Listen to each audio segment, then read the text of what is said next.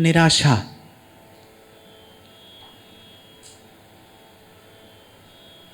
ये दोनों ही बहुत काम के हैं। पर कब, कैसे? संत कहते हैं जब आशा प्रभु से हो जाए और निराशा संसार से हो जाए।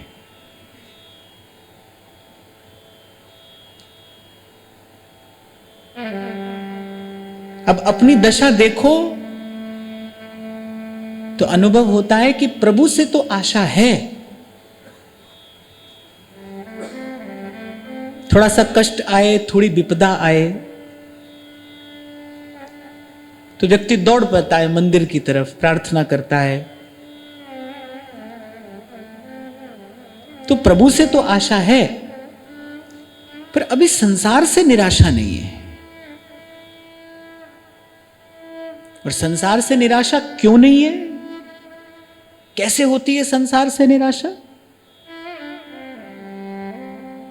जब किसी वस्तु के वास्तविक मूल्य को आप जान लेते हैं, तभी आप निश्चित करते हैं ना भाई, इस वस्तु के लिए हमको प्रयास करना है कि हमको नहीं करना है, इस वस्तु का संग्रह अपने पास करना है कि नहीं करना है।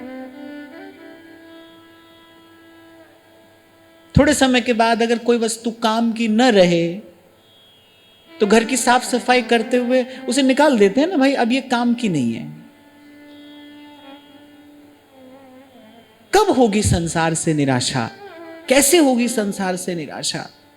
कई बार हम चर्चा करते हैं कि भाई प्रभु से तो संबंध थोड़ा हो जाता है, पर संसार से संबंध टूटता छूटता नहीं।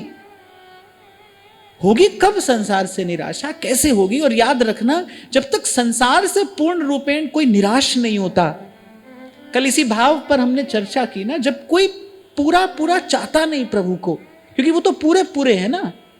पूर्णमदः पूर्णमिदं पूर्णात् पूर्णमुदच्यते, वो तो पूरे पूरे है ना। जब तक कोई पूरा का पूरा चाहता नहीं प्रभु को, तब तक निकट नहीं जा पाता, तब तक प्रभु के निकट नहीं जा पाता, तब तक उसको अनुभव नहीं होता, तब तक मन की प्यास नहीं बुझती, तब तक मन की दौड़ भाग समाप्त नहीं होती, तब तक भ्रम भय भूल नहीं मिटता जीवन से। तो बड़ी बात है, बड़ा काम है, ये करने का काम है कि भाई कैसे हो जाए संसार से कोई निराश। तब होगा संसार से निराश जब संसार के स्वरूप का, कि वस्तुतः ये संसार क्या है। जैसे संतों को जब अनुभव हुआ तो कैसे उन्होंने कहा, जो है सो दीसत नहीं, बोले जो दीसत सो नाही। जब संतों को अनुभव हुआ तो उन्होंने कहा, बाजीगर को पेखनो और मिटत न लागे वार। जब संतों को अनुभव हुआ तो उन्होंने कहा, नानक दुखिया सब संसार सोई सुखी जाके नाम आधार। जब संतों को अनुभव हुआ तो उन्होंने कहा कि मात पिता और कुटुंब कबीला सब मतलब के गर्जी, ये संसार सगा नी कुया और सांचा सगा गिरधर जी। जब संतों को अनुभव हुआ तो उन्होंने कहा, कुंभन दास लाल गिरिधर बिन सब जग झूठो दाम, भगत को कहा सीकरी काम। जब पता चल गया भाई कि ये जो खेल है, ये जो पसारा है, ये जो विस्तार आंख से दिखाई पड़ता है नहीं, भ्रम है, तब मन हटता है वहां से। जब बोध होता है संसार के वास्तविक स्वरूप का, और वो कब होगा, वो कैसे होगा? तो भाई बुझा हुआ दीपक है, जलते हुए दीपक से उसका संयोग कराना पड़ेगा तो जी बुझा दीपक जलेगा। किसी जलते हुए दीपक से बुझे हुए दीपक का जब संयोग करा दिया जाता है, थोड़ी देर का, एक क्षण का, तो बस वो भी जल उठता है। जलने की संभावना तो उसमें है, जो भी मनुष्य है उसमें संभावना तो है ना, उस पार चले जाने की, भगवत प्राप्ति की संभावना का नाम ही मनुष्य है। मनुष्य का अर्थ क्या है? जिसके पास में भगवत प्राप्ति की संभावना है, वो मनुष्य है। कल आपको मैंने निवेदन किया था, सत्संग तो एक ही बार होता है, सत्य का संग तो एक ही बार होता है। जैसे दीपक से दीपक जलता है, इसलिए मैंने कहा कि आप और मैं जो कर रहे हैं ये तो ये सच्चर्चा है, ये सत्संग तक पहुंचने का मार्ग है। एक ही बार होता है सत्संग तो। बस दीपक जल उठा, दीपक सौ लगी, दीपक होई, जल उठा दीपक।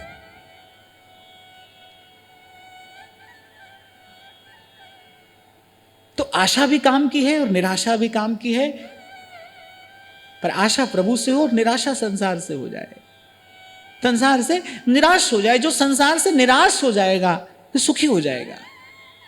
नैराश्यम परमम सुखम। बहुत भीतर तक ये संस्कार इतना गाढ़ा है, ये संस्कार इतना गहरा है, बहुत भीतर तक जड़ है इसकी। ये जो संसार से हमारी विषय वस्तु व्यक्ति से जो हमारी सुख की कामना है ना, इसकी जड़ बहुत गहरी है।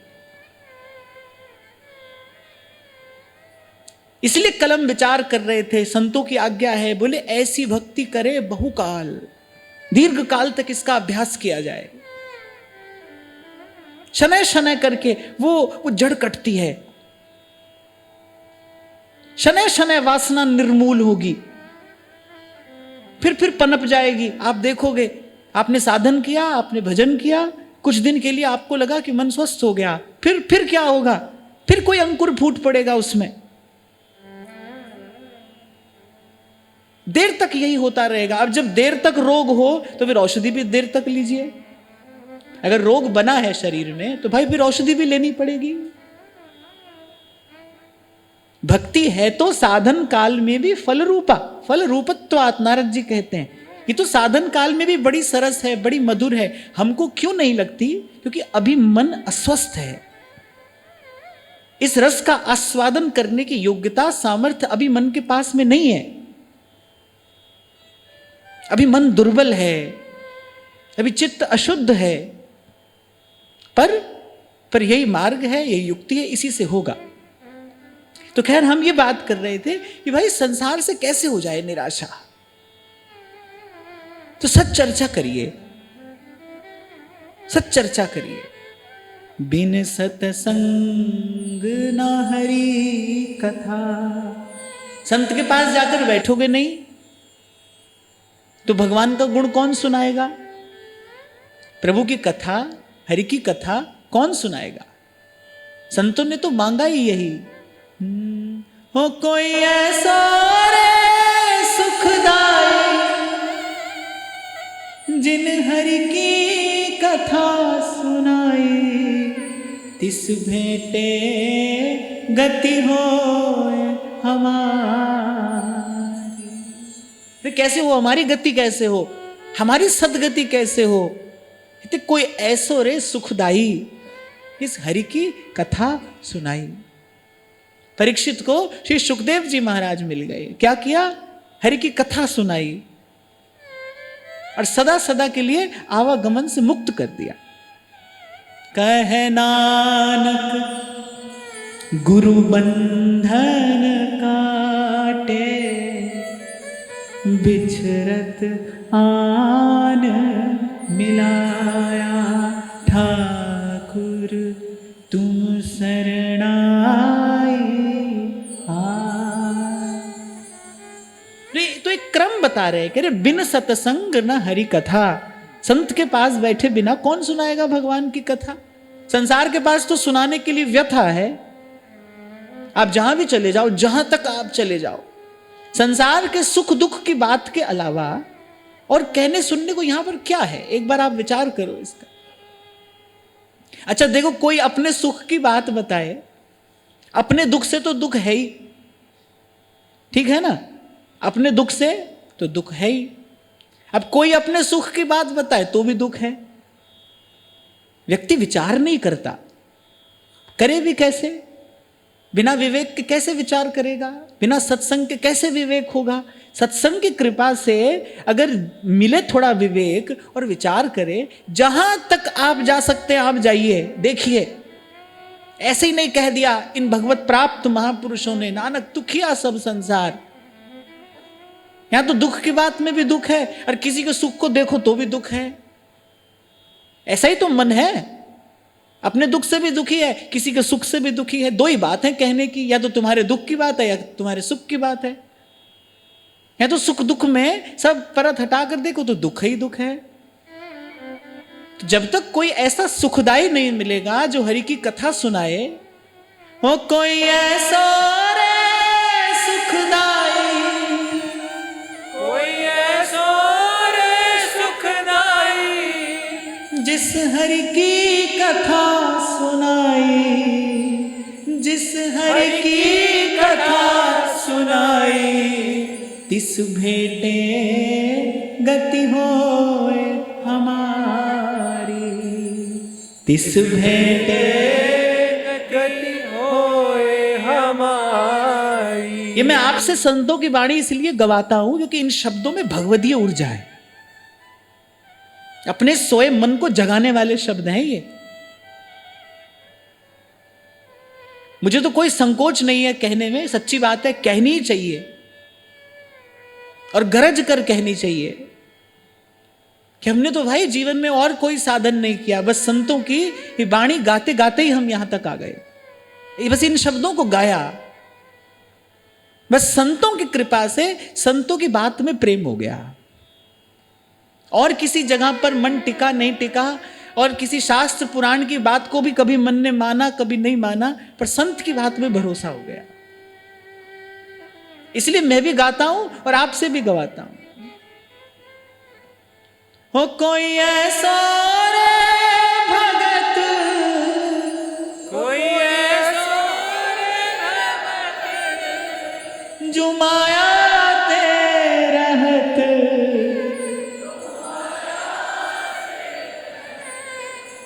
एक अमृत नाम हृदय में सिंचा।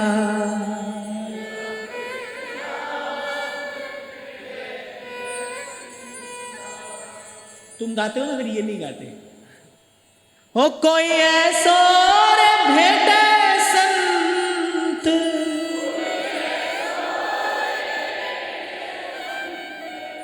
हो मेरी लाहे सगली चिंत,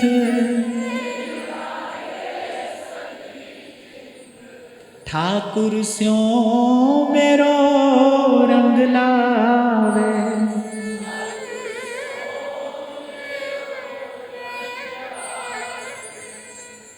जब जब जब कृपालु होते हैं, जब कृपा की वर्षा प्रभु करते हैं, तब संत मिलता है।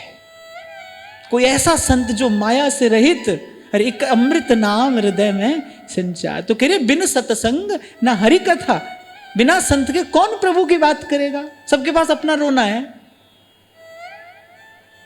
कोई नाम के लिए रो रहा है, कोई दाम के लिए रो रहा है, कोई काम के लिए रो रहा है। सबके पास अपना अपना रोना है। कहने वाले के पास भी अपना रोना है, सुनने वाले के पास भी अपना रोना है।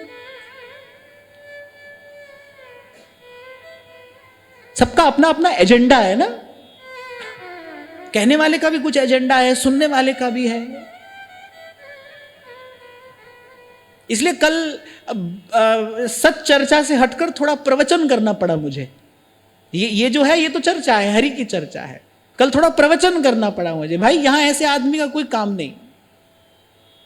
यहां तो केवल वो आए जिसके मन को अब विश्राम की इच्छा हो, जिसके चित्त को शुद्धि रूपी परम सिद्धि चाहिए, वो आए यहां पर। और दूसरा कोई काम नहीं यहां पर। तो कह रहे बिन सत्संग ना हरि कथा, संत के बिना हरि की कथा कौन सुनाएगा। और बिना प्रभु की कथा के, मैंने कहा ना कुछ शब्दों में भगवतीय ऊर्जा होती है। शब्द ब्रह्म है, वो ध्यान से सुनना। शब्द ब्रह्म है। मैं जो मनोरथ लेकर कहूंगा उसी मनोरथ की पूर्ति होगी। मैं अगर अपने मन में धन की कामना लेकर कहूंगा तो किसी ना किसी प्रकार से वही कामना अंत में पूरी होगी।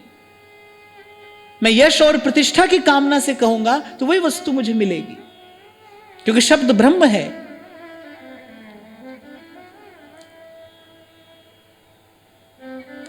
पर संत के शब्दों में भगवदीय ऊर्जा है, जो अभी आपको मैंने कहा कि मैं आपसे गवाता हूं संत की वाणी। क्यों? क्योंकि इन शब्दों में और कुछ नहीं है, इन शब्दों में केवल प्रभु का प्रेम भरा है, इन शब्दों में भाव भरा है, इन शब्दों में भक्ति भरी है, इन शब्दों में भक्ति की शक्ति है। संत का शब्द शक्तिपात करता है। मेरी मेरे पार निकस गया सतगुरु मारा तीर। संत कहते संत वचन पलटे नहीं, पलट जाए ब्रह्मांड। भगवान को प्रकृति का सारा नियम बदलना पड़े, भगवान बदलते हैं, पर संत का शब्द मिथ्या नहीं होता। अरे संत का शब्द जन्म जन्म के भटके जीव को भगवान से मिलाने वाला है। संत का शब्द जीव को प्रभु से एक करने वाला है। इस सारे अस्तित्व में सबसे अधिक शक्तिशाली अगर कुछ है तो संत का शब्द ही है। साधु बोले सहज सुभाए, साधु का कहा वृथा नहीं जाए।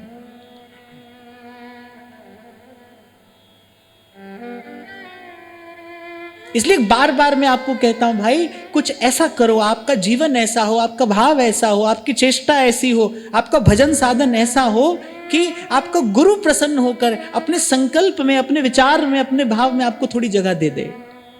किसी दिन बस ऐसे ही उसके मुख से निकल जाए सहजा कि तुम्हारा कल्याण हो, बस इतना। एक अमृत नाम हृदय में सिंचा। अब देखो भाई अनेक अनेक साधन होंगे, अनेक अनेक मार्ग होंगे, पर मुझे तो यही बात समझ में आई कि कर कृपा और संत मिले, मोहे तिनते धीरज पाया। संत प्रसन्न हो जाए तो संत के शब्दों में सोए जीव को जगाने की शक्ति है। संत के शब्दों में जागृति है। संसार के शब्दों से क्या होता है? प्रमाद बढ़ता है, विकार बढ़ता है। संसार की वार्ता सुनोगे, विषय की वार्ता सुनोगे, क्या होगा? मन में क्षोभ ही तो बढ़ेगा। किसी वस्तु को प्राप्त करने के पीछे आप दौड़ पड़ोगे, कहीं किसी और दिशा में चल पड़ोगे आप ऐसी किसी की बात सुन के। अभी हम गीता जी की जब चर्चा कर रहे थे तो मैंने उस दिन कहा, मैंने कहा जैसे कभी कभी भोजन खाने से फूड पॉइजनिंग हो जाता है ना, ऐसे ही मनुष्य को थॉट पॉइजनिंग भी होता है, उसका विचार दूषित हो जाता है। वही भोजन है जो आप रोज खा रहे हो, आज आपने खाया, उस भोजन से कोई विकार पैदा हो गया। ऐसे बस किसी की बात सुनते सुनते किसी का विचार आपके भीतर गया और आपका विचार दूषित हो गया, आप चल पड़े ऐसे ही किसी दिशा में। बड़ा घातक है ये विचार का दूषित हो जाना, विचार का संक्रमण, ये बड़ा घातक है। तो मैं तो ये बात कहूंगा आपसे कि जैसे भक्ति में श्रेष्ठ भक्ति, प्रथम भक्ति श्रवण भक्ति है, पहली भक्ति है श्रवण, और भगवान कहते हैं मैं कान से जाता हूं भीतर, ऐसे विकार भी कान से जाता है। विषय की वार्ता सुनने से बचें। संसार की वार्ता आप सुनेंगे, आपके मन में क्षोभ पैदा होगा, आपके मन में विकार पैदा होगा। संसार की वार्ता सुनना माने अपने हाथ से अपने मन चित्त की शांति नष्ट करना। जहां तक हो सके वहां तक इससे बचने का प्रयास करना चाहिए। तो मैं कह रहा था कि संत के शब्दों में जागृति है, संसार के शब्दों में क्या है? विकार, सुषुप्ति, मोह की निद्रा और गाढ़ी होती चली जाती है, और गाढ़ी। संत के शब्दों में चेतना है, जागृति है, मोह को दूर भगाने वाले हैं संत के शब्द। तो कह रहे तेहि बिन मोह न भाग, और जब तक मोह न टूटे न छूटे, जहां से आज चर्चा आरंभ हुई कि जब तक संसार से निराशा ना हो, संसार से आशा का कारण क्या है? मोह है। मोह सकल व्याधिन करी मूला, और तिन ते पुनि उपजही बहु सूला। भ्रम। पहले भी मैंने आपको शायद सुनाया था ना कि जय विजय ने सनकादिक से यही प्रार्थना की, प्रभु आपका श्राप शिरोधार्य है, हमसे भूल हुई है तो हमको दंड भी मिलना चाहिए, पर अब आप हम पर इतनी कृपा अवश्य कर दें, हम काम क्रोध लोभ के वशीभूत भले हो जाएं, पर कभी मोहग्रस्त ना हो। मोह माने भगवत विस्मृति हो जाना, मोह माने संसार को ही सत्य नित्य मानकर और बस इसी के पीछे दौड़ते भागते रहना। मोह माने इस शरीर को ही सत्य समझ लेना, इस शरीर से जितने संबंध हैं बस उन्हीं को सत्य मानकर अपना ये अमूल्य जीवन बस उसी में लगा देना, ये मोह है। और तुलसी बाबा कह रहे हैं, मोह सकल व्याधीन करी मूला। ये सब व्याधियों का मूल है, यहीं से सारी व्याधियां जन्म लेती हैं। तीन ते पुनि उपजई बहुसूला। और इस मोह को नष्ट करने की विधि, इस मोह रूपी रोग की औषधि क्या है? कह रहे हरि की कथा है। बिन सतसंग न हरि कथा, ते ही बिन मोह न भाग। मोह गए बिनु राम पद, हो ही न दृढ़ अनुराग। इस बात को समझो, वो कह रहे मोह गए बिन राम पद, हो ही न दृढ़ अनुराग। दृढ़ अनुराग माने सच्ची प्रीति। अभी क्या हुआ, हम भजन में लगे, 2 पग हम चले, फिर क्या हुआ, फिर संसार का कोई संबंध, संसार की कोई वस्तु, कोई व्यक्ति, कोई हमारी वासना हमारे भजन के मार्ग में बाधा बन के आकर खड़ी हो गई। मैं छोटा सा एक उदाहरण दे रहा हूं, सिर्फ उदाहरण के रूप में आप इसको समझना। एक माता लगी भजन करने में, भजन में गति होने लगी, भजन में गति होने लगी, और जैसे ही भजन में मन लगने लगा, वैसे ही वो जो प्यारा सा बालक है वो सामने आकर खड़ा हो गया। उसकी किसी चेष्टा से या तो प्रसन्नता हुई, या फिर उसकी किसी चेष्टा से मन दुखी हुआ, मन पीड़ित हुआ, माने किसी भी प्रकार से भजन से मन हट गया। और कल जो एक उदाहरण मैंने आपको दिया था ना भाई, ये तो मंथन है। मंथन करते करते करते करते क्या होता है, फिर वो खट्टी छाछ एक तरफ हो जाती है, माखन जो सार है, सार वस्तु एक और हो जाती है। पर हमारे जीवन में क्या होता है, थोड़ा भजन की तरफ चले, फिर संसार की कोई बात आकर खड़ी हो गई, थोड़ा भजन की तरफ चले, फिर संसार की वो जो मोह ममता है वो किसी ना किसी प्रकार से कोई ना कोई रूप लेकर आकर खड़ी हो गई, और फिर भजन में हमारी गति शिथिल हो गई, जहां पहुंचना चाहिए था वहां नहीं पहुंचे। अच्छा, और एक बात बड़े ध्यान से सुनना, इसमें आपको सातत्य चाहिए, निरंतरता चाहिए। आप करके छोड़ दोगे तो आप कहीं नहीं पहुंचे। ये जो बार बार कह रहे हैं ना, सतत भजन, निरंतर भजन, अब प्रभु कृपा करो ए भांति, सब तज भजन करूं दिन राति, रसिकन संग फिरूं दिन राति। ये जो सतत निरंतर की बात कर रहे हैं ना, क्योंकि भाई आप सबने अपने घर में देखा होगा, ये क्रिया तो सबने कभी ना कभी की होगी, कि आप दही को मथना बीच में छोड़ दो, फिर क्या है, थोड़ी देर के लिए अगर आपने उसको छोड़ दिया ना, फिर न दही है, न माखन है, न छाछ है, फिर तो वो वस्तु बेकार हो गई, व्यर्थ, किसी काम की नहीं। मंथन आरंभ किया है तो जब तक सार वस्तु एक और नहीं हो जाती तब तक उसको मथते रहिए। लेकिन संसार का जो मोह है वो हमारे भजन में, हमारे सत्संग में निरंतरता नहीं आने देता, कोई ना कोई अवरोध बनकर खड़ा हो जाता है। इसलिए कह रहे हैं, बिन सत्संग ना हरि कथा, तेहि बिन मोह ना भाव।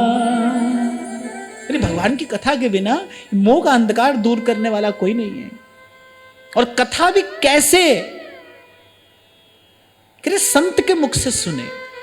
मैंने कहा ना, बहुत बार कहने वाले का अपना मनोरथ होता है, सुनने वाले का अपना मनोरथ होता है। और श्रीमद् भागवत संकेत करती हैं, कह रहे ऐसी कोई स्थिति हो तो फिर जैसे कथा सारस ततो गतः, वो जो कथा का जो सार है ना वो लुप्त हो जाता है। मैंने कहा ना, शब्द ब्रह्म है, और फिर ये तो भगवान की कथा है। श्री कृष्ण कल्पतरु हैं, महाप्रभु कह रहे हैं कृष्ण कल्पतरु से। श्रीमद् भागवत की कथा कल्पतरु है, जो मांगोगे वो मिलेगा। नाम की इच्छा होगी नाम, दाम की इच्छा होगी दाम, काम की इच्छा होगी काम, सब होगा। पर कथा का फल क्या है, कथा का प्रसाद क्या है? ये जीव मोह की निद्रा से जग जाए, देहाध्यास समाप्त करती है, कृष्ण की कथा आप देखो, श्रीमद् भागवत में संकेत मिलता है ना। श्री सुखदेव जी महाराज ने पूछा, महाराज परीक्षित से भूख नहीं लगी? तुमको प्यास नहीं लगी? और श्री परीक्षित जी क्या उत्तर देते हैं? बोले, आप रस का दान कर रहे हैं, मैं रस पान कर रहा हूं, मेरा रोम रोम तृप्त हो रहा है। भूख ना लगे, प्यास ना लगे, सर्दी ना लगे, गर्मी ना लगे, अर्थात कि हमारा देहाध्यास अब धीरे धीरे समाप्त हो रहा है। तो कह रहे, जब तक ये मोह की निद्रा टूटेगी नहीं, जब तक आप जागोगे नहीं, मोह गए बिन राम पद हो ही न दृढ़ अनुराग। कह रहे, प्रीति सच्ची नहीं होगी, बार बार पैर फिसलेगा और अंत में पहुंचे कहीं पे भी नहीं। जैसा उदाहरण दिया ना मैंने आपको, फिर दूध भी गया और दही भी बेकार हो गई, न मक्खन हाथ लगा और न छाछ एक और हुई, कुछ भी हाथ नहीं आया। इसी को सेवक जी महाराज ने कहा है, इत व्यवहार न उत परमारथ, और बीच ही बीच जो जन्म गमायो। इसको कहते जन्म गमाना, कुछ भी नहीं सिद्ध किया, फिर न व्यवहार न परमार्थ।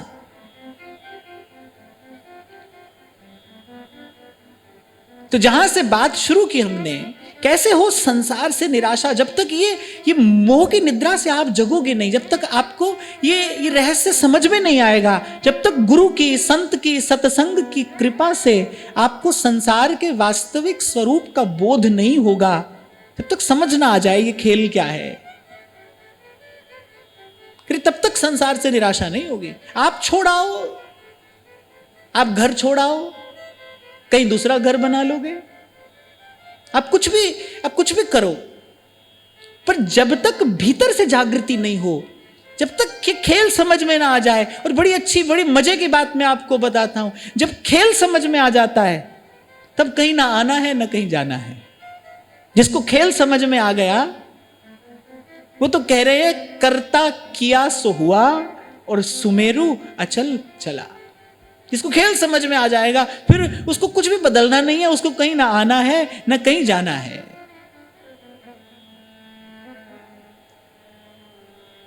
वो तो विश्राम पा जाएगा। जैसे गोस्वामी जी कहते, पायो महाविश्राम। समझ में आ गया ये क्या है, कुछ भी नहीं करना है, फिर उसके बाद में आपको कुछ भी तो नहीं करना है। कहीं संसार से भागना नहीं है, कहीं दौड़ना नहीं है, कोई मेहनत करनी नहीं है, केवल जागना है। किससे जागना है? मोह की निद्रा से जागना है। और मोह की निद्रा को जगाने वाला कौन है? कह रहे, संत जगाएगा हरि की कथा सुना के, प्रभु का गुण गाएगा, तुम्हारे कान से तुम्हारे हृदय तक पहुंचेंगे वो शब्द। और ऐसे ही एक दिन चोट पड़ेगी, तेरी मेरे पार निकस गया सतगुरु मारा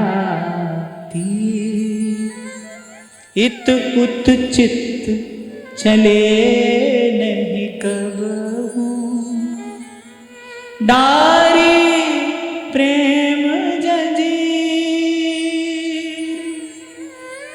कल भी आपको मैंने यही छोटा सा संकेत किया था। मेरी दृष्टि में गुरु का प्रसाद क्या है? मन का स्थिर हो जाना। ये गुरु प्रसाद है, जो अपने से ना हो सके, जो गुरु के प्रसाद से ही हो। मन स्थिर हो जाए, मन का संशय भागा। अच्छा, जब मैं आपको ये कह रहा हूं ना संसार से निराश हो जाना, तो किसी किसी को घबराहट होती है सुनकर, पर सच्चा सुख तो भाई इसके बाद में ही है। हमारे सुख में सबसे बड़ी बाधा क्या है? कौन है? हमारे सुख में सबसे बड़ी बाधा कौन है? हम हैं, हमारा अज्ञान है। वो जो अज्ञान है ना, वही सुख में सबसे बड़ी बाधा है। अभी हो जाइए सुखी, अभी पा लीजिए सच्चा सुख। व्यक्ति घबराता है, और क्यों घबराता है? क्योंकि भाई जन्म जन्म का अभ्यास है, विषय के चिंतन का, विषय के सेवन का जन्म जन्म का अभ्यास है। अब वो हाथ में पकड़ी चीज जब छूटती है तो मन घबराता है। जब बार बार ये कहा जाता है ना भाई संसार से निराश, तो जैसे सुनता है वे मन घबरा जाता है, सब छूट जाएगा। पर भाई सच्चा सुख तो इसके बाद ही है। भगवान दत्तात्रेय जब 24 गुरुओं की बात बताते हैं, तब जब वो पिंगला की बात बताते हैं ना, तो बड़ा मार्मिक प्रसंग है। कह रहे सच्चा सुख कब मिला? कह रहे जब मन में निर्वेद उत्पन्न हुआ।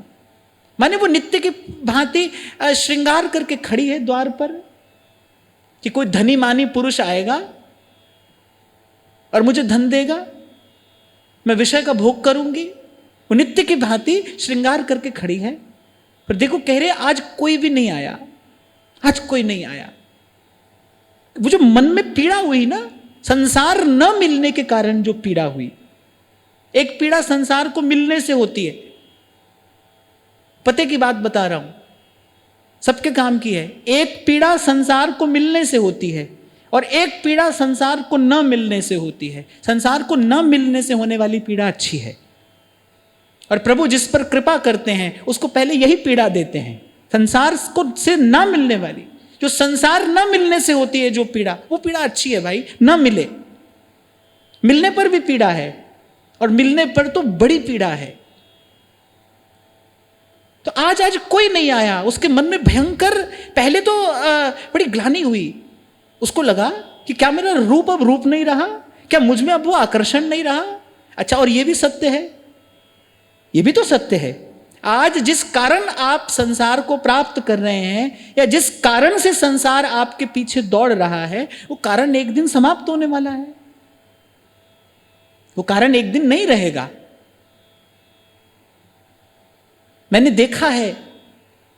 देखा है कि कैसे जिन लोगों को बहुत यश प्रतिष्ठा की बुरी आदत पड़ जाती है, फिर जब एक समय आता है जब वैसा वातावरण, वैसे लोग, वैसी परिस्थितियां नहीं रहती, तो फिर क्या होता है, वो लोग अवसाद में पहुंच जाते हैं, जिसको आप लोग डिप्रेशन कहते हैं ना। फिर वो लोग अवसाद में पहुंच जाते हैं। कितने फिल्मी सितारों के साथ ऐसा होता है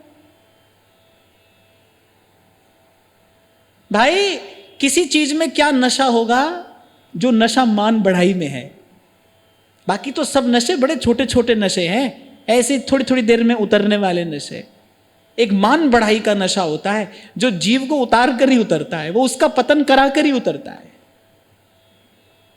इसीलिए संतों ने और किसी बात की चर्चा की हो कि न की हो, पर व्यास जी कह रहे हैं, व्यास बढ़ाई लोक की, कूकर की पहचान, प्यार किए मुख चाटी है, बैर किए तन्हा।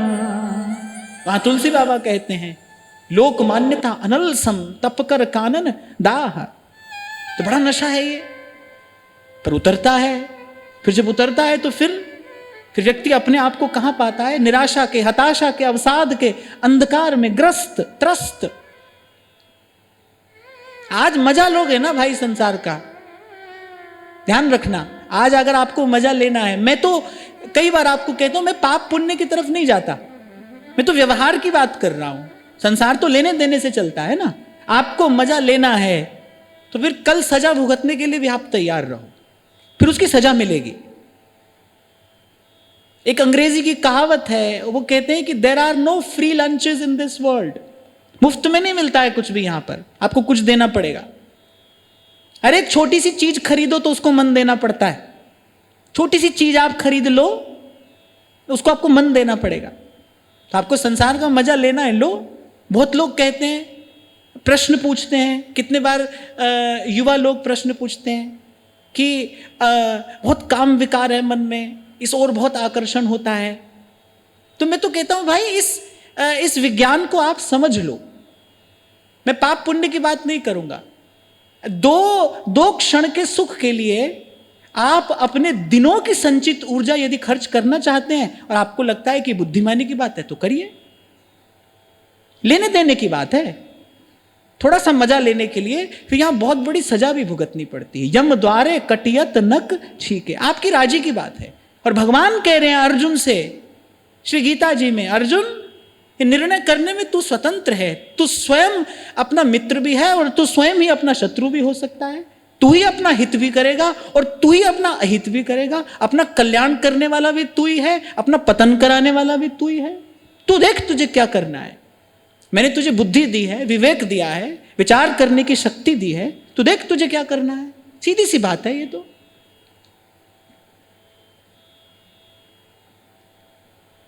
हाँ, पर मैं आपको ये कहकर आगे बढ़ूंगा कि भाई किसी भी प्रकार से 100 1000 लाख की एक बात है, किसी भी प्रकार से बस आप अपने जीवन में सत्संग ले आइए, सब रोगों का समाधान यहां से हो जाता है।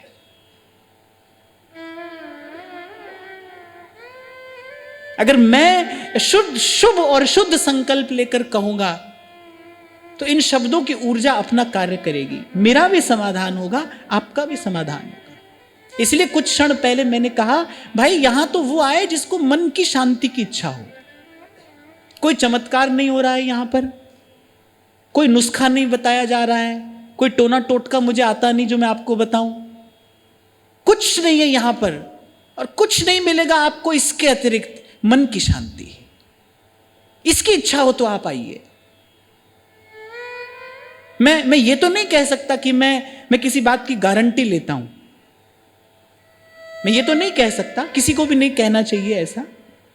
हाँ, पर जैसे गोस्वामी जी कहते हैं ना, अब मोहि भाव भरोस हनुमंता। मुझे भी इस बात का भरोसा भी है और इस बात में मेरी भावना भी है कि आप और मैं अगर यहाँ शुभ संकल्प लेकर इस सत्संग रूपी वट वृक्ष की छाया में आकर बैठेंगे तो प्रभु की कृपा का वर्षण अवश्य होगा। क्यों नहीं होगा? इसीलिए तो सत्संग है। क्या उद्देश्य है और सत्संग का? इसीलिए तो सत्संग है। तो मैं कह रहा था भाई इस क्षण से, इस भाव से, इन शब्दों से घबराना नहीं, तैयार हो जाओ, संसार से निराश होने के लिए तैयार हो जाओ। उसी के बाद जीवन में सच्चे सुख का सूर्य उदय होता है। उस पिंगला ने देखा कि अब मेरा रूप नहीं रहा, कोई आकर्षण नहीं रहा, वो बड़ी परेशान, उद्विग्न हो गई, मन उद्वेग से भर गया। फिर उसके बाद कहते हैं सच्चे निर्वेद का उदय हुआ। उसको लगा कि अपने हृदय में बैठे उस अंतर्यामी को छोड़कर मैं कहां किससे सुख की आशा लगाए बैठी हूं। हालांकि यह घटना भी ऐसे ही नहीं घटी। कहते दूर कहीं भगवान दत्तात्रेय वृक्ष के नीचे बैठे थे और उनके तन से लगी पवन जाकर पिंगला को लगी और उसके मन में सच्चे वैराग्य का उदय हुआ। इसलिए आपको मैं कह रहा था थोड़ी देर पहले भाई कि कभी शास्त्र पुराण में भी हमारी श्रद्धा रही हो न रही हो, किसी और बात में हो कि ना हो, पर संत में श्रद्धा है, संत के शब्द में श्रद्धा है। मैंने तो अपने जीवन में कुछ पाया, कुछ देखा, कुछ अनुभव किया, तो उसके मूल में केवल और केवल संत हैं भाई, प्रभु के प्यारे संत हैं। हम तो इनके अतिरिक्त न किसी और को जानते, अब न जानना चाहते। कहो नानक हम यही हवाला और राखो संतन पाछे, कर कृपा और संत मिले। प्रभु ने कृपा की और हमको संत मिले और मिलते रहे। मैं अगर अपनी जीवन यात्रा ही देखूं, पीछे मुड़कर देखता हूं, तो प्रभु की कितनी अपार कृपा रही कि पग पग पर हमको संत मिलते रहे। जीवन का वो समय जब मार्ग बहुत फिसलना था, उस समय भी मैं देखता हूं कि पग पग पर संत संभालते रहे। संतों ने संभाला, संतों ने पाला, संतों ने संभाला। और उन्हीं की कृपा से समझ में आया कि भाई ये खेल क्या है। और समझ में आने के बाद मैंने कहा ना, फिर विश्राम है, कुछ नहीं करना है। फिर समझ में आने के बाद तो अपने गुरु के चरणों का आश्रय लेकर और बैठ जाइए। जोई जोई प्यारो करे सोई मोहे भावे, भावे मोहि जोई सोई, सोई कर प्यार। गुरु प्रभु से आपका मन एक कर देता है, आपके मन को वो प्रभु से एक कर देगा।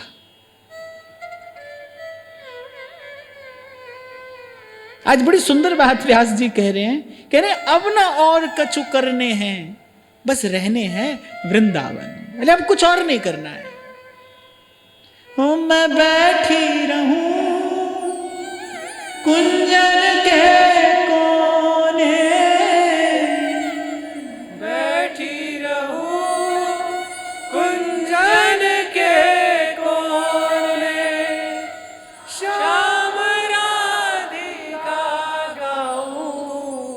किशोरी तोरे चरण की रज पाऊं। किसी किसी पद्धति में मैं देखता हूं कि भाई अब ऐसा करना है, अब ऐसा नहीं करना है, ऐसा करो, ऐसा बैठो, ऐसा नहीं बैठो। तो मैं सोचता हूं भाई ये पहले ही बेचारा जो आदमी आया है ये काम के बोझ का मारा, ये पहले ही तो ऐसा आया है, अब तुम और बोझ उस पर डाल दो।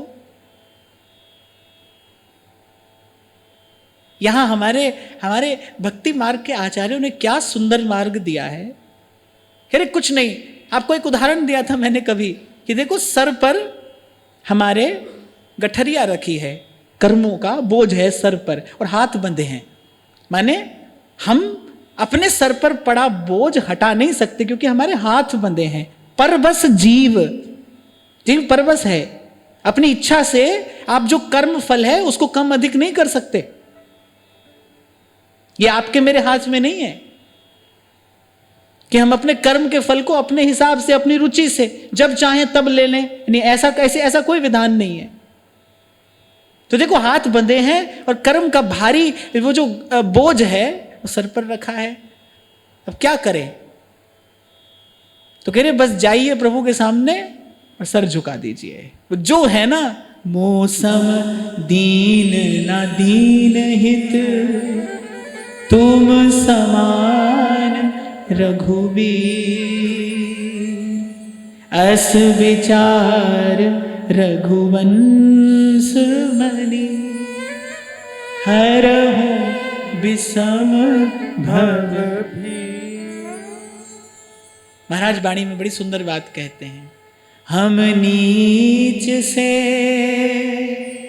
उत्तम भय हरि की शरणाई, हम नीच से उत्तम भय हरि की शरणाई, पाथर डूबदा काढ़ लिया सांची बड़ियाई, पाथर डूबदा काढ़ लिया सांची बड़ियाई। देखो प्रत्येक घटना को देखने का दृष्टिकोण सबका अलग अलग होता है ना। ऐसे संत अपने दृष्टिकोण से देखता है। जब नल नील एक एक शिला पर राम नाम लिखकर डाल रहे हैं समुद्र में, अरे आप सोचो ये करने की क्या आवश्यकता थी? प्रभु के संकल्प मात्र से सब कार्य सिद्ध होता। प्रभु लीला करते हैं और लीला के माध्यम से ही भक्ति सिद्धांत की प्रतिष्ठा होती है। ठाकुर जी की लीला से ही भक्ति सिद्धांत की प्रतिष्ठा होती है। तो जब इस घटना का चिंतन संत करते हैं तो क्या कहते हैं? जिस नाम से पत्थर तरे, जिस नाम से पत्थर तरे, उससे तेरा तरना आसान। माने प्रभु ने कैसी प्रतिष्ठा की इस अद्भुत सिद्धांत की कि भाई नाम में तो जड़ वस्तु का भी निस्तार करने की सामर्थ्य है, तो तेरा तरना आसान है। जिस नाम से पत्थर तरे, वहां महाराज कह रहे हैं हम नीच से उत्तम भय हरि की शरणाई। रैदास कहते हैं जहां की छूत जगत को लागे तहां पे तू ही डरे, तहां पे तू ही डरे, जहां की छूत जगत को लागे। इसलिए मैं आपको कहता हूं भाई, एक ये देश ऐसा है जहां सबके लिए द्वार खुला है। अपनी ओर मत देखना हम क्या है, हम कैसे हैं, आ जाओ, अब विलंब मत करो, हरि पद भज न विलंब कर। सबके लिए द्वार खुला है। भक्ति इतनी सबल है, समर्थ है। आपको मैंने शायद कभी पहले भी बताया था कि महाराज जी चंडीगढ़ में कोई बच्ची थी, वो किसी मल्टीनेशनल कंपनी में जॉब कर रही थी तो उसने कहा कि मेरी बहुत इच्छा होती है माला से जप करने की, लेकिन मैं जहां जाती हूं वो लोग मुझे कहते हैं कि जब तक तुम्हारा भोजन शुद्ध नहीं होगा तब तक तुम माला को स्पर्श नहीं कर सकती। तो मैंने कहा शुद्ध होकर थोड़ी माला स्पर्श की जाती है, माला स्पर्श करने से जीव शुद्ध होता है। मैंने कहा एक भगवान का नाम ही तो ऐसा है भाई, कृष्ण केसरी को नाम एक बार लीने, ध्रुव पापी तिहु लोकन के छिन माही। मैंने कहा बेटा मैं देता हूं अपनी माला, तू माला करना शुरू कर और किसी बात की तरफ मत देख, नाम ना छूटे। फिर नाम की महिमा क्या है? फिर अगर नाम में भी विधि और निषेध हो फिर नाम की महिमा ही क्या है? फिर नाम की कोई महिमा नहीं। संत गाते हैं नाम की महिमा, जिस नाम से पत्थर तरे उससे तेरा तरना आसान, जो तिस भावे नानका कागा हंस करे। उसकी कृपा की बात है, अपनी ओर मत देखो। परसों मैं आपसे कह रहा था ना भाई, 3 बातें समझ में आई, अनुभव हुआ कि पहला तो हमसे कोई साधन हुआ नहीं, जो हुआ वो भी ठीक नहीं हुआ, और फिर तीसरी बात ये समझ में आई ठीक भी हो जाता तो कुछ होता नहीं, ठीक हो भी जाता तो उससे कुछ होने वाला नहीं था, क्योंकि होगा तो करता किया सो हुआ, सुमेरु अचल चला। इसीलिए हमारे ध्रुवदास जी कहते हैं, कह रहे कोटि भांति भावे अपरस रहो सपरस रहो, तुम्हारी राजी है जैसे रहो। उनको तो एक प्रीत की सच्चाई से काम है, पूरा पूरा उनको चाहते हो कि नहीं, बस। और फिर ये तो प्रेम की गली है भाई, ये तो प्रेम की गली है। यहां जहां दूर खड़े रहने वाला भी कोई गा रहा है, छाप तिलक सब छीनी रे मुझसे नैना मिलाए। अरे भाई सेवक जी महाराज ने इसी को सुदृढ़ भव कहा। सेवक जी ने कहा ना, नाम सुदृढ़ भव तरन को, ये विधि निषेध के द्वंद से मुक्त होना, ये ऐसी कोई कहने सुनने से थोड़ी हो जाएगा। व्यास जी कह रहे हैं, व्यास ही यह प्रतीति है जिनके गुरु हरिवंश। यहां तो सामर्थ्य चाहिए किसी की, ये तो आचार्य की सामर्थ्य से ही संभव हो सकता है। इसीलिए संत कह रहे हैं, जो तिस भावे नानका कागा हंस करे। रैदास कहते हैं, अरे मैं तो उस कुल में मेरा जन्म हुआ, ओछी हमारी जात है, ओछा कर्म हमार, नीचे को प्रभु ऊंच कियो रैदास विचार। बहुत दिन हुए, चलो गाओ मेरे साथ। जाकी छूत जगत को लागे, जाकी छूत जगत को लागे, तापे तू ही ढरे, तू ढरे, तापे तू ही ढरे, तू ढरे। जाकी छूत जगत को लागे, जाकी छूत जगत को लागे। प्रभु हम तो नीच निकम्मे, पर आपकी ही, निश्चित रूप से आपकी ही कृपा की बयार में बहता बहता ये तिनका आपके द्वार तक आया होगा ना। भोली सखी कहती हैं, भाल भाग राधा लिख्यो, हित भोरी को भाग। हे स्वामिनी, आप कुछ न देखिए, आप ये देखिए कि बस मैं आपके द्वार तक आ गई हूं, अब मैं आपके द्वार पर खड़ी हूं। भोरी हित जन दीन की विनती अवश्य ये मानिए, और कोटि जनमन की बिखारन आपनी पहचानी। जाकी छूत जगत को लागे, जाकी छूत जगत को लागे, तापे तू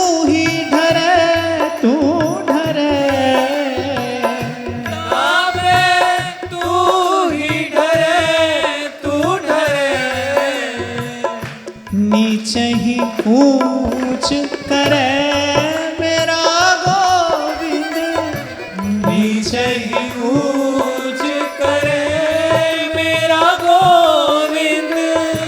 काहू पे ना डरे ना डरे,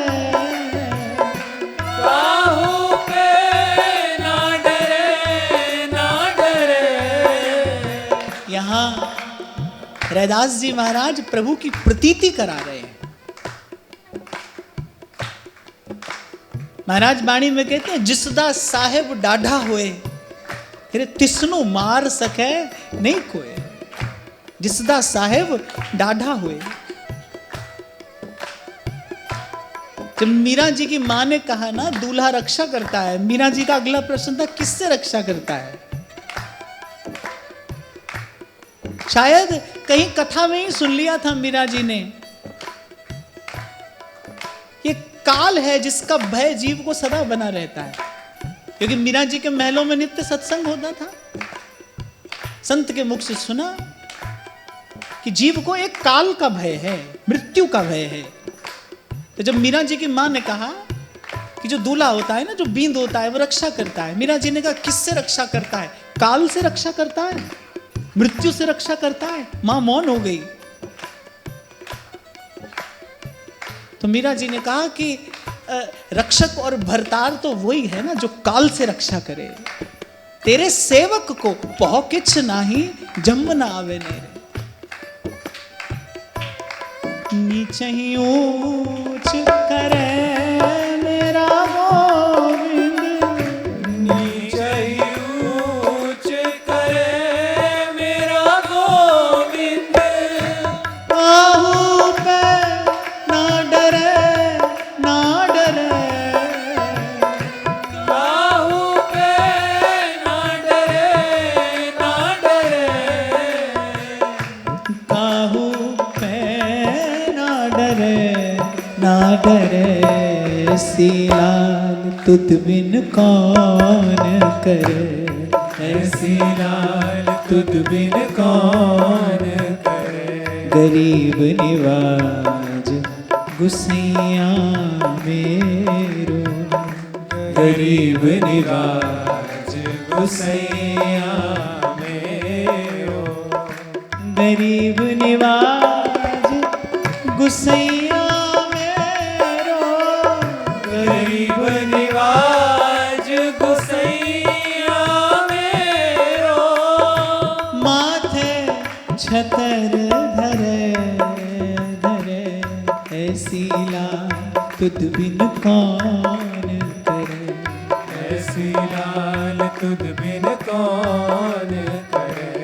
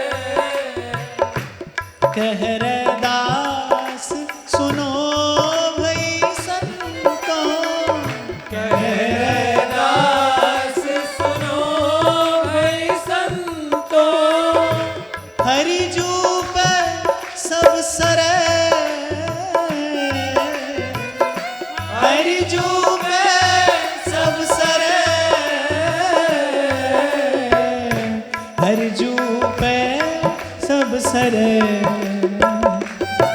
ऐसी लाल तुद बिन कौन करे, ऐसी लाल तुद बिन कौन करे, ऐसी लाल तुद बिन कौन करे, ऐसी लाल तुद बिन कौन करे।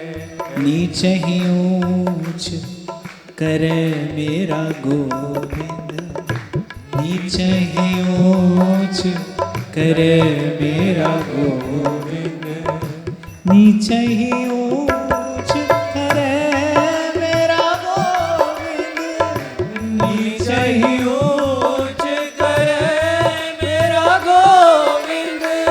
काहू पे ना डरे ना डरे, काहू पे ना डरे ना डरे, काहू पे ना डरे ना डरे, काहू पे ना डरे ना डरे।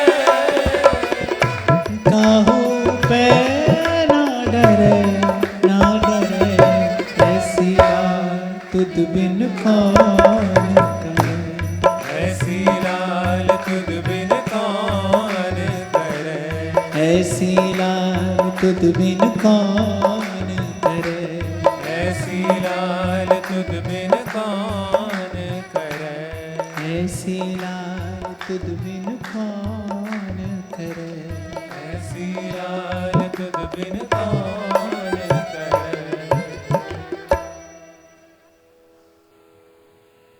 तो जब संत की कृपा से बस ये समझ में आ जाती है बात, तो व्यास जी कह रहे हैं अब ना और कछु करने हैं, बस रहने हैं वृंदावन। बस अब प्रभु के नाम की, प्रभु के धाम की ओट में रहेंगे।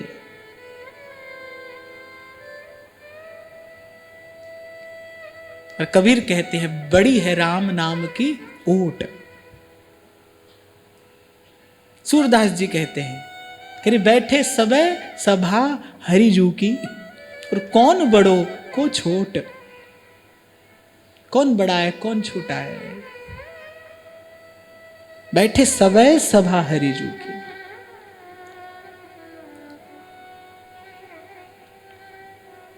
देखो संत का एक विचार कभी कभी ऐसा मणिदीप होता है, वो आपके पूरे जीवन को प्रकाशित कर देता है।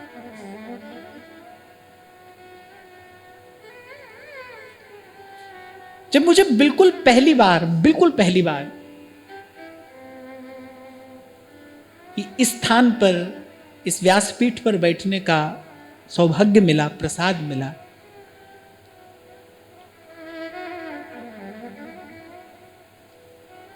तो कल भी जिन संत का मैं स्मरण कर रहा था, मैं उनके पास में गया आशीर्वाद लेने के लिए, और उन्होंने बस एक बात मुझसे कही। उन्होंने कहा बेटा एक बात ध्यान रखना कि सत्संग ही भगवान का दरबार है, कि यहीं पर भगवान और भक्त विराजमान होते हैं, रहते हैं। सत्संग ही भगवान का दरबार है। बहुत कम बोलते थे वो, बस इतनी सी बात उन्होंने कही। बोले बेटा ध्यान रखना सत्संग ही भगवान का दरबार है। फिर सत्संग की कृपा से जो भी थोड़ा बहुत विवेक था, जब उससे मैंने उनके शब्दों का विचार किया, तो मुझे समझ में आया यदि भगवान का दरबार है सत्संग, उन्होंने ये बात मुझसे क्यों कही, क्या उद्देश्य रहा होगा ये बात मुझसे कहने का। तो मुझे विचार हुआ कि भाई यदि सत्संग ही भगवान का दरबार है, फिर भगवान के दरबार में कौन बड़ा है और कौन छोटा है। इसलिए पहले दिन से हम लोग कृत संकल्प हुए कि भाई ना कोई विशिष्ट अतिथि होगा, ना कोई मुख्य अतिथि होगा, कोई नहीं होगा,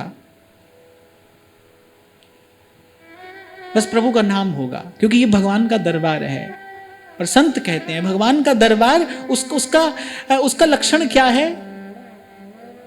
बैठे सबे सभा हरिजू की, बैठे सबे सभा हरिजू की,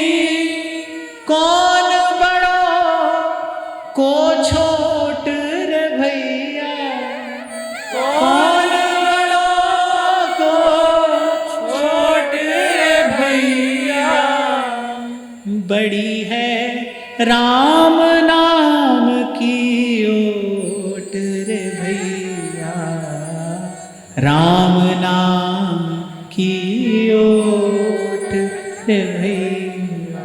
ये बैठे सबे सभा हरिजू की, कौन बड़ो को छोट। हाँ भाई, मेरा घर हो, मेरा स्थान हो, मेरी सभा हो, तो मैं निर्णय करूं कि कौन आगे बैठेगा कौन पीछे, कौन बड़ा है कौन छोटा। ये तो सभा हरिजू की, मैं भी हरिजू का और आप भी हरिजू के, और बैठे सबे सभा हरिजू की, कौन बड़ों को छोट। और ऐसे ऐसे कुछ भावों ने सत्संग को ये आकार दिया। इसलिए थोड़ी देर पहले आपसे कह रहा था भाई, कोई भी जीवन का पन्ना खोलूं, वहां पर संत खड़े हैं, संतों का कृपा प्रसाद है। कहो नानक सब तेरी वड्याई, कोई नाम जाने मेरा। जब आरंभ हुआ था ना, तो मुझे याद है लोग हंसते थे, कहते थे ऐसे कैसे चलेगा, ऐसे तो होगा ही नहीं, ना प्रसाद होगा, ना कोई मुख्य अतिथि होगा, ना विशिष्ट अतिथि होगा, व्यवस्था कैसे होगी। मैं कहा भाई होगा तो होगा, नहीं होगा तो नहीं होगा, पर अगर होगा तो ऐसा ही होगा, नहीं तो नहीं होगा। मैं एक छोटा सा अनुभव, और आप इसको बिल्कुल मेरा व्यक्तिगत अनुभव समझना, मैंने ये कोई उपदेश नहीं है, मैं अपने मन की बात आपसे कह रहा हूं। कोई एक स्थान आप जीवन में अवश्य ऐसा ढूंढ लेना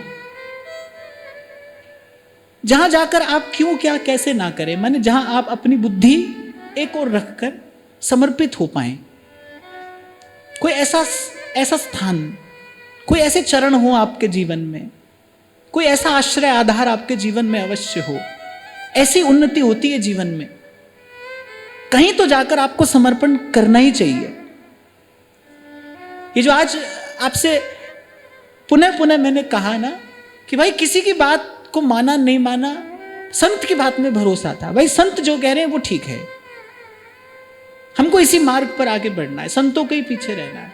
और मैंने देखा कि भाई संतों की बात मानते मानते ही, और जैसे पुष्प की एक एक पंखुड़ी खिलती चली जाती है ना, ऐसे ही जीवन का पुष्प खिलता चला गया, बस संतों की बात मानते मानते।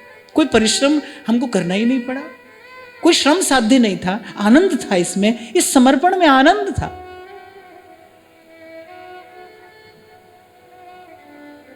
सब कहते थे कैसे होगा, देखो हो गया, हो रहा है।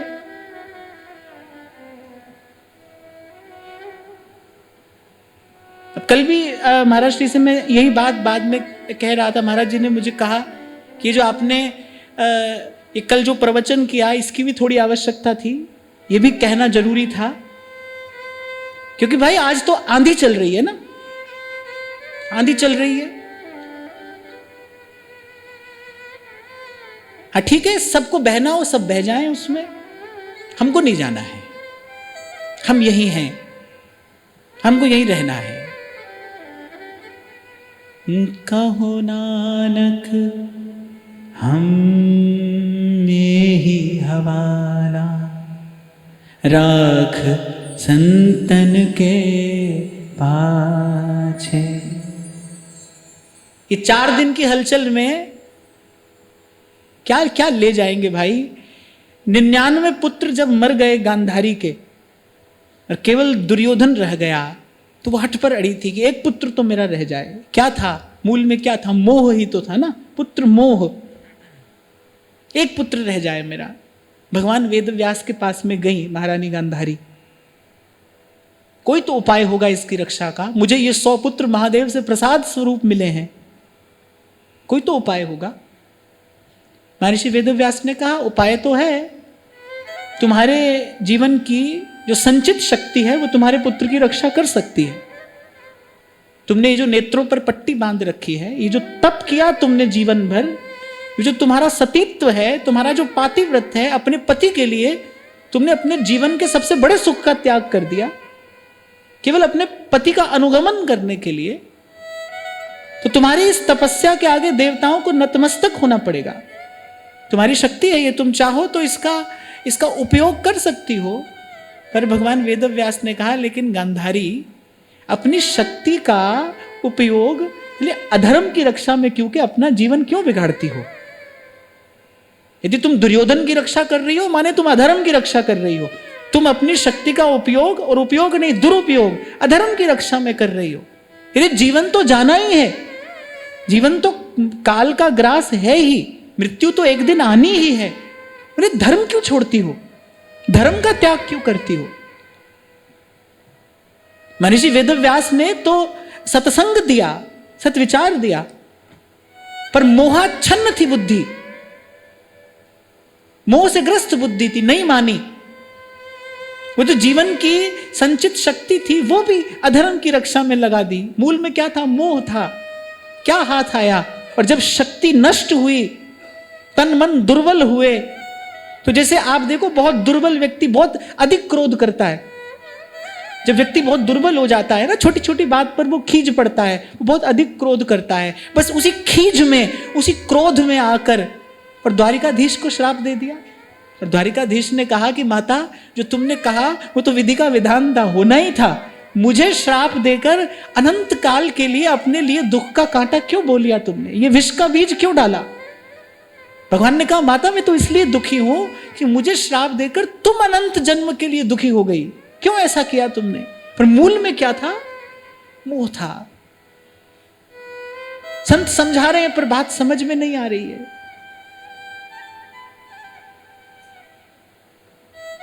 तो ये जब चारों तरफ ऐसे ऐसे दृश्य उपस्थित होते हैं ना, मेरे लिए भी काम की बात है, आपके लिए भी काम की बात है।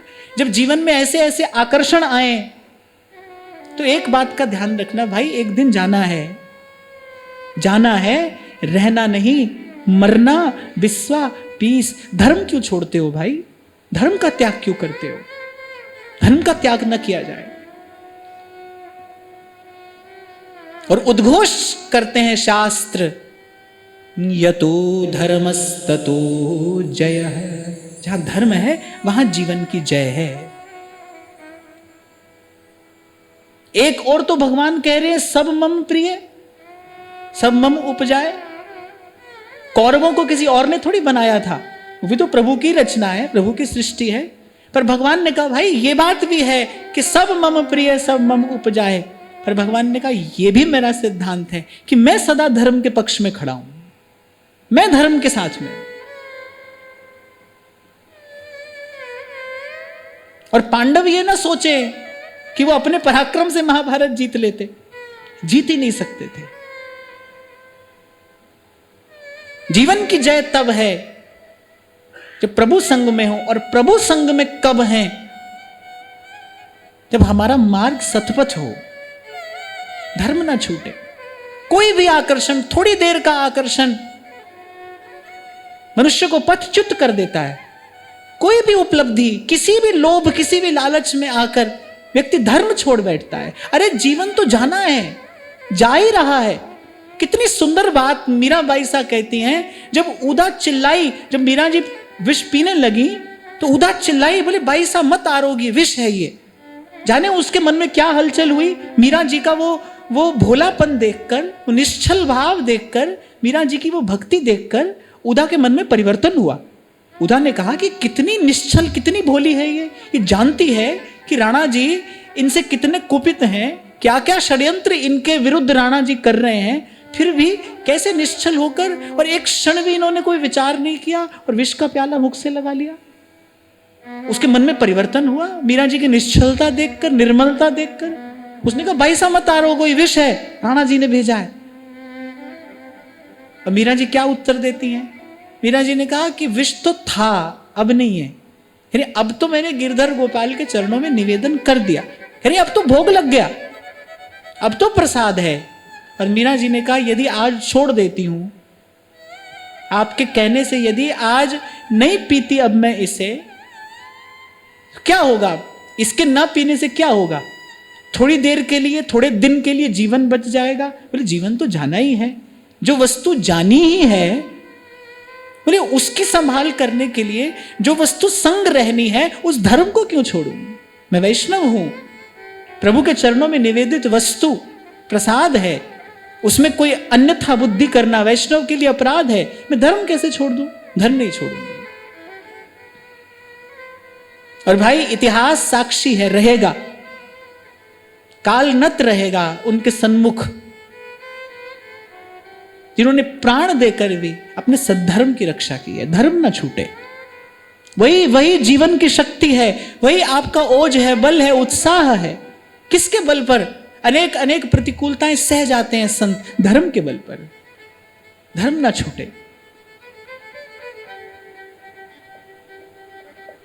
तो अनेक अनेक अवसर आएंगे भाई जीवन में, अनेक अनेक आकर्षण प्रलोभन आएंगे जीवन में, पर ध्यान रखना सत्य का मार्ग न छूटे। वो कुछ और नहीं है, प्रलोभन ही है। प्रलोभन में प्रलोभन, सपने में सपना। पहले तो संसार स्वप्न है, फिर उसमें एक और स्वप्न है, उसमें एक और स्वप्न है, स्वप्न में स्वप्न है। जैसे क्या होता है, एक आदमी थोड़ी थोड़ी देर के बाद अपनी बैंक की पासबुक खोलकर देखता रहता है, इतने लाख हो गए, करोड़ हो गए। अच्छा, वो लाख करोड़ पड़े बैंक में ही है। ये जो दुनिया भर के बैंक चल रहे हैं, वो आपके मेरे लाख करोड़ से ही तो चल रहे हैं। कहां से है? बैंक के पास जो आता है वो आपका मेरा ही तो है। अच्छा, काम बैंक का चल रहा है, क्योंकि अपने पास तो रख नहीं सकता है व्यक्ति। देखो, अपना कमाया हुआ अपने पास नहीं रख सकता है। तो वैसे ऐसे क्या होता है, वो पुस्तक खोल खोल कर और उसको जैसे देखता रहता है, खुश होता रहता है। ऐसे आजकल ये नई बीमारी आई है, मेरे YouTube पर इतने फॉलोअर्स हो गए हैं, इतने सब्सक्राइबर्स हो गए, व्यक्ति देख देख के खुश हो रहा है कुछ नहीं, कुछ भी नहीं है। सपने में सपना, भ्रम में भ्रम, छल में छल। पहले तो संसार सपना है भाई। संत तो कह रहे हैं, बोले संसार ही नहीं है, संसार ही नहीं है। बाजीगर को पेखनो, अरे मिटत ना लागे बार। कभी कभी संकेत करती है प्रकृति, है ना, कितना जमा कर करके रखा, दबा दबा कर रखा, छिपा छिपा कर रखा। और एक दिन कोई आया, उसने कहा भाइयों और बहनों ये सब जीरो है, लो। प्रकृति का संकेत था। देखो, ऐसे ही कोई एक दिन आएगा और कहेगा जो तुमने क्या सब जीरो है। अब क्या करोगे? क्या करोगे उसके बाद? पर क्या है ना भाई, सत्संग के अभाव में विवेक सोया रहता है। कैसे विचार करे? घट तो सब रहा है आपके चारों ओर। प्रकृति तो रोज आपको पाठ पढ़ाती है। कोई शिष्य हो जाए तो सृष्टि का कण कण गुरु तत्व से आभासित हो उठता है, प्रकाशित हो उठता है, उसका मार्ग प्रशस्त करने के लिए, अगर कोई शिष्य हो जाए। इसीलिए अनेक अनेक बार, हजारों बार मैं आपसे एक ही बात कहता हूं, भाई अपना लक्ष्य पवित्र रखिए। हमारा लक्ष्य भगवान हो, मिले न मिले तो प्रभु की इच्छा है। हमारी इच्छा तो सुंदर हो, स्वस्थ हो, पवित्र हो। हम कम से कम चाहें तो प्रभु को। तो यहां व्यास जी कह रहे भाई अब कुछ नहीं करना है, अब केवल प्रभु को चाहना है। रहने हैं वृंदावन, और फिर कह रहे होनो होई सो होई किन्हीं दिन, दिन दिन आए घटत झूठे तन। बोले अरे दिन दिन जीवन जा रहा है, सोवत हूं तो विषय मंदिर में हित गुरु टेर जगायो। गुरु ने आवाज लगाकर मुझे बुलाया है, मैं तो सो ही रहा था विषय के मंदिर में। किसको कह रहे हैं व्यास जी विषय का मंदिर? वो राज भवन, वो धन वैभव प्रतिष्ठा मान सम्मान, वो विद्या, वो पांडित्य, वो पराक्रम, वो सब कुछ, और उस सब को मिलाकर व्यास जी क्या कह रहे हैं? सोवत हो तो विषय मंदिर में हित गुरु टेर जगायो। अब तो व्यास विहार विलोकत सुख नारद मुनि गायो। अब मैं वृंदावन धन पायो, अब मैं वृंदावन धन पायो। तो भाई इतना ही कहकर कि बुलिया रब ते तो दूर नहीं, पर तेरा भी कसूर नहीं। वेखन वाली अख जेड़ी ओदे विच नूर नहीं।